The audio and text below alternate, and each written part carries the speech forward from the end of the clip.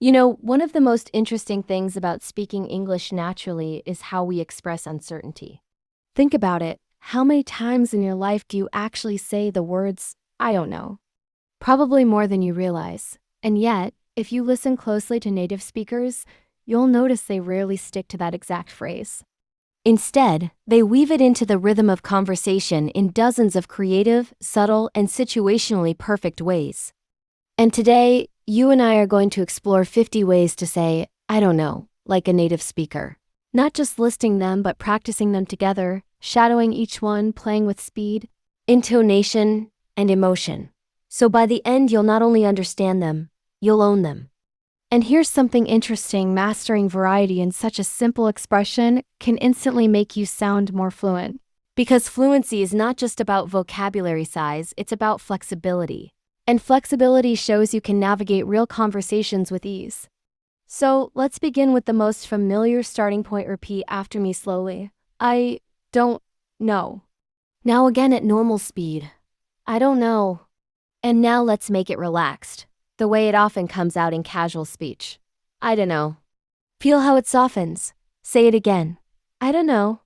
That contraction is everywhere in everyday English, especially in the US. So much so that sometimes it's almost one sound, dunno. Try it faster, dunno. If you can hear the difference in tone between the formal, I don't know, and the casual, I don't know, you're already starting to tune your ear to the music of natural English. Now here's a punchy one. No idea. Say it with me. No idea. Again, slower. No. Idea.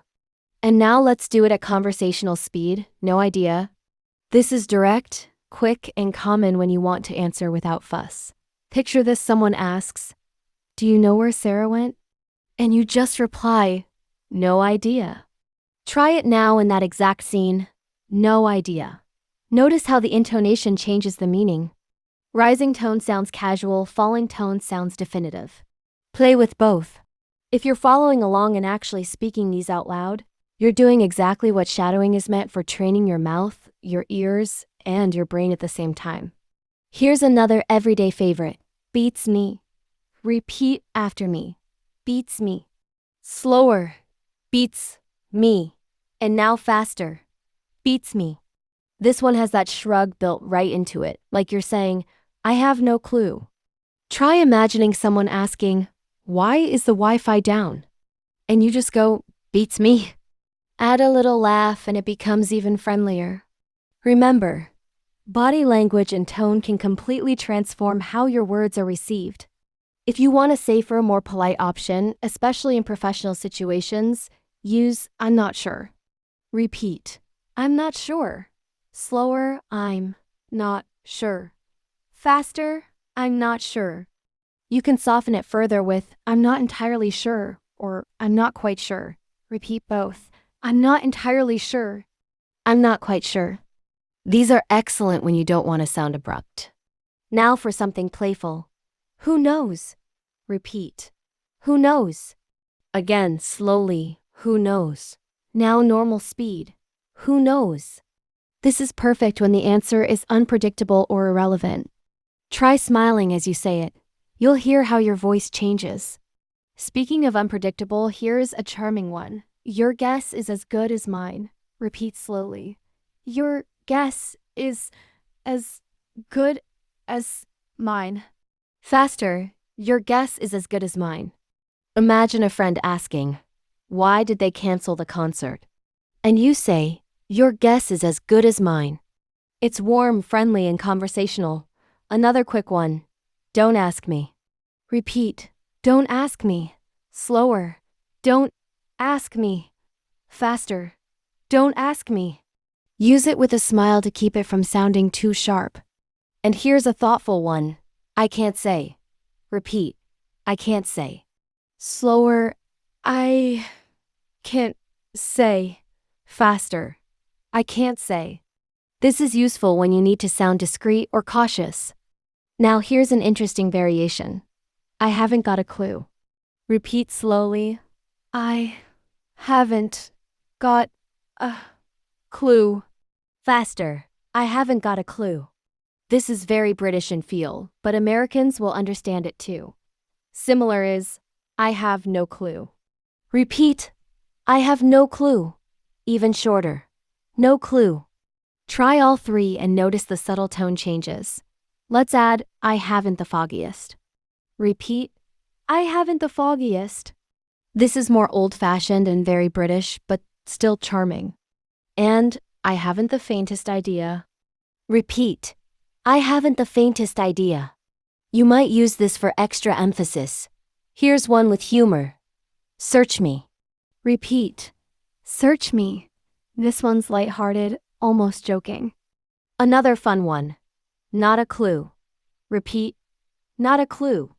Let's do something softer. I'm not certain. Repeat, I'm not certain.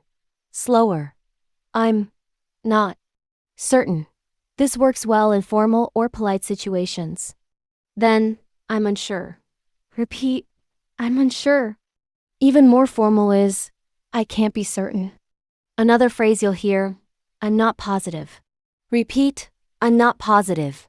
This works when you think you might know, but you're not confident. Similar, I'm not convinced. Repeat, I'm not convinced. Now for casual ones, I couldn't tell you. Repeat, I couldn't tell you. This works great in friendly settings. Another, I've got no idea. Repeat, I've got no idea. And shorter still, got no idea. One you'll hear in storytelling. I couldn't say for sure. Repeat, I couldn't say for sure. And I don't have the slightest idea. Repeat slowly. I don't the slightest idea. Faster. I don't have the slightest idea.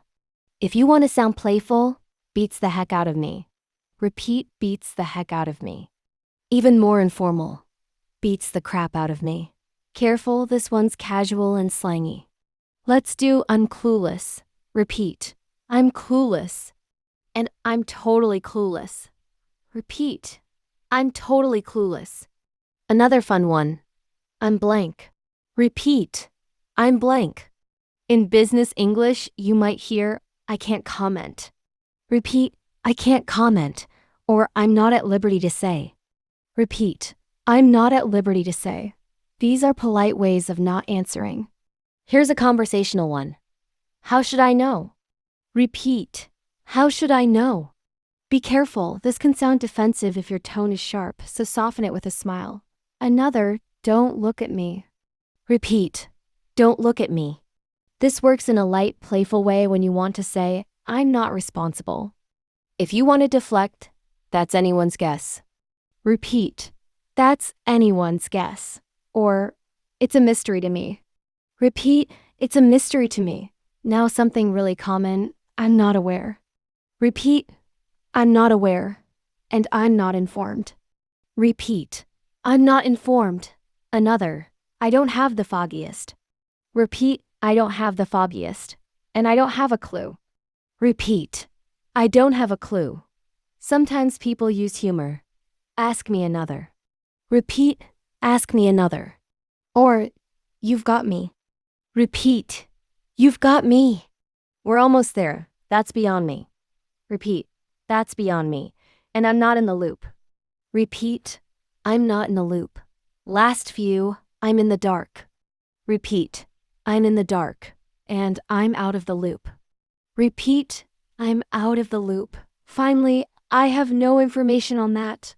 Repeat, I have no information on that. Now think about what we just did. You've just shadowed 50 different ways to say, I don't know, each with its own nuance, tone, and context. If you practice them regularly, they'll come out naturally when you speak, and that's when you start to feel the magic of fluency. So here's my challenge: pick 5 of these that you've never used before and try them in real conversations this week. And if you enjoyed this shadowing session, give this a quick like so I know to create more like it. I'd love to hear in the comments which phrase felt most natural to you. And if you know someone learning English, share this with them. They'll thank you. Remember, fluency is not about knowing every word in the dictionary. It's about knowing the right words at the right time. Keep practicing. Keep shadowing. And I'll see you in the next session where we'll take another simple phrase and explode it into a world of expression. Until then, Keep speaking, keep listening, and keep growing.